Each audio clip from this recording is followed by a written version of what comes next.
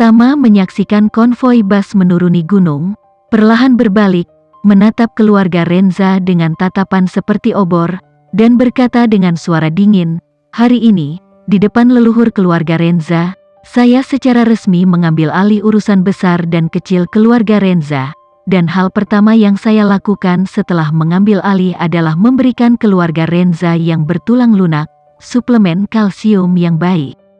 Mendengar kata-kata Tama, kerumunan yang lemah hati tidak bisa menahan diri untuk tidak menggigil. Mereka melihat sikap Tama, mereka tahu dia akan mulai melikuidasi. Pada saat ini, hanya dengan sepatah kata dia mengambil kekuatan keluarga dari lelaki tua Renza. Dia berbicara, "Tama, situasi keluarga Renza hari ini sangat perlu untuk memperbaikinya. Kamu tidak boleh bersikap lunak hanya karena kamu peduli dengan keluargamu." Tama mengangguk dan berkata dengan dingin, "Tentu saja.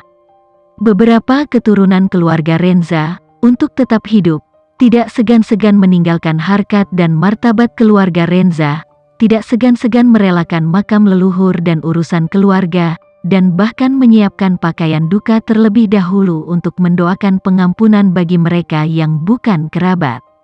Orang-orang ini, dan ketika krisis nasional, apa perbedaan antara pengkhianat yang mengkhianati musuh dan menyerah?"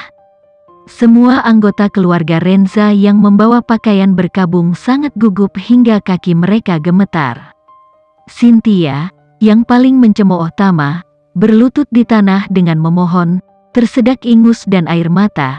"Tama, Bibi salah.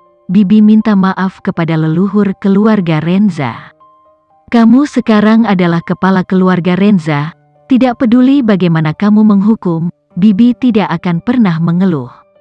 Sambil menangis, dia mengeluarkan pakaian berkabung yang tersembunyi di lengannya dan melemparkannya ke tanah, menangis dengan penyesalan. "Tama, tolong, demi Bibi pertama yang mengetahui kesalahan dan mengakui hukuman, bersikap lunaklah kepada Bibi. Mulai sekarang saya tidak akan melakukannya lagi." Andre, Yuri, dan yang lainnya langsung terlihat tercengang. Mereka juga bertanya-tanya, karakter Cynthia yang paling intens bagaimana dia bisa menjadi yang pertama mengakui kesalahan hari ini. Ternyata, dia ingin mengambil headline untuk kalimat yang lebih ringan. Gigi Andre gatal karena kebencian, dalam hati dia mengutuk Cynthia. Pada akhirnya, otakmu tahu cara tumbuh?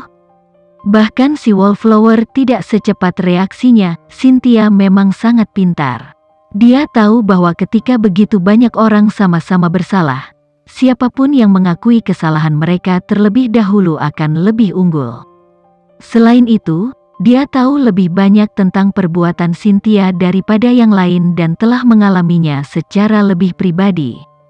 Dia telah mendengar sebelumnya tentang cara yang diambilnya ketika dia memperbaiki beberapa ahli keluarga Wibowo di Bandung. Dia meminta Johan untuk mengukir kata-kata di dahi orang-orang itu. Yang pertama menerima hukuman, mengukir kata-kata paling sedikit, dan untuk setiap orang setelah itu, jumlah kata bertambah 1. Pada akhir orang itu, dikatakan bahwa kepala diukir penuh dengan kata-kata dan tidak cukup untuk digunakan nanti. Dengan pelajaran sebelumnya, bagaimana Cynthia membiarkan orang lain berlutut di depannya, Tama juga tidak menyangka, Cynthia berlutut begitu cepat, lalu berbicara, "Kamu adalah bibiku. Meskipun 1000 kesalahan kamu tetaplah tetuaku. Bahkan jika aku sekarang adalah kepala keluarga Renza, pembagian tetua dan anak-anak dapat jangan kacau. Jadi kamu tidak berlutut padaku, berlututlah pada leluhur keluarga Renza." Kecepatan reaksi otak Cynthia sangat cepat. Langsung sembari berlutut sambil menggunakan kedua lutut untuk mengatur arah, menatap makam leluhur keluarga Renza yang tak jauh. Segera setelah itu, dia membenturkan kepalanya ke tanah dengan keras dan menangis, "Nenek moyang ada di sini. Cucu perempuanmu yang tidak berharga." Cynthia gagal mendahulukan wajah leluhur dan kepentingan keluarga Renza, dan hampir mengkhianati leluhur untuk kemuliaan dan mengakui pencuri itu sebagai ayahku. Jadi aku benar-benar malu dengan tindakan ini di depan leluhur, dan aku pantas mati. Saya mohon leluhur untuk menghukum saya. Cynthia sekarang benar-benar yakin. Martabat apa, wajah apa, putri tua apa, temperamen bau bayi tua, pada saat ini sekarang semuanya hilang. Dia tahu bahwa hal terpenting saat ini adalah mendapatkan pengampunan Tama. Jika tidak, satu kata darinya dapat membuatnya, putri keluarga Renza yang sudah menikah, segera keluar dari keluarga. Kalau begitu, dia benar-benar sekeranjang air kosong. Ketika Tama melihat Cynthia begitu ceria, dia agak geli.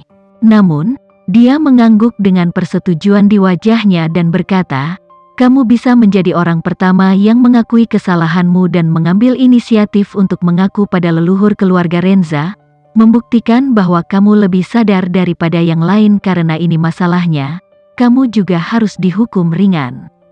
Begitu kata-kata Tama keluar, Andre, Martin, serta Yuri, Ariel, dan lainnya, semua berlari seperti orang gila ke depan makam leluhur keluarga Renza. Satu demi satu meraih posisi paling tengah dan berlutut di tanah dengan memohon. Tanpa mengucapkan sepatah kata pun mereka mulai bersujud mati-matian untuk mengakui kesalahan mereka. Untuk sesaat, irama Kowoto putus asa geng, dengan ekstraksi minyak dengan jenis yang biasa dikenal sebagai mesin pemompa minyak Kowoto terlihat cukup lucu. Tama tidak mengatakan apa-apa, hanya tanpa ekspresi melihat mereka berebut untuk bersujud dan mengaku. Hatinya sangat jernih, Bibi Cynthia benar-benar yakin karena sangat yakin, masa depan secara alami dapat tetap berada di keluarga Renz untuk melayani keluarga Renza. Tetapi geng di depannya sekarang, masing-masing penuh dengan kemewahan, yang tidak bisa ringan diampuni. Kelompok orang ini bam Kowoto setengah hari, semakin banyak Kowoto semakin menyakitkan pada saat yang sama, tetapi juga semakin banyak Kowoto semakin tidak berdasar.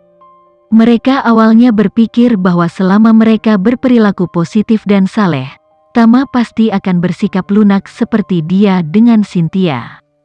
Tapi tak disangka, semua orang sudah bersujud selama setengah hari. Tama bahkan belum mengucapkan sepatah kata pun sejauh ini. Tidak mungkin, tidak ada yang berani berhenti. Mereka hanya bisa bersujud terus-menerus, satu demi satu bersujud sampai kepalanya berwarna biru dan ungu. Cynthia tidak tahan dan berkata, "Tama akan dibunuh jika terus bersujud." Tama menggelengkan kepalanya dan berkata dengan acuh tak acuh, "Jangan khawatir Bibi, kelompok orang ini, ada hitungan 1, semuanya pengecut karena takut mati tikus yang tidak kompeten, kalau tidak, mereka tidak bisa menyelinap keluar tadi malam untuk membeli pakaian berkabung. Karena mereka semua sangat takut mati, bagaimana mereka bisa menjatuhkan diri sampai mati di sini? Ini tidak logis." Mengatakan itu, dia jelas melihat bahwa kekuatan Kowoto Martin jelas jauh lebih kecil, dan pada pandangan pertama itu tidak pandang bulu. Jadi dia berkata dengan suara dingin, "Bibi, apakah kamu melihat Martin?" Dahi itu juga hanya berciuman dengan tanah, tidak bisa melihat kekuatannya sama sekali. Martin mendengar ini, keringat dingin di punggung ketakutan, buru-buru memaksa kepalanya untuk merobohkan, menyakitkan, gigi hampir tidak terlihat di mulutnya. Tama menoleh untuk melihat Maher Renza dan bertanya, "Kakek, saat ini, siapa yang bertanggung jawab atas berbagai bisnis keluarga Renza?" Maher Renza berkata, "Bisnis inti keluarga Renza, pada dasarnya dipegang oleh tim manajer yang bertanggung jawab. Ketika ayahmu khawatir bahwa anggota keluarga tidak belajar, jadi bersikeras pada pembentukan tim manajer profesional elit.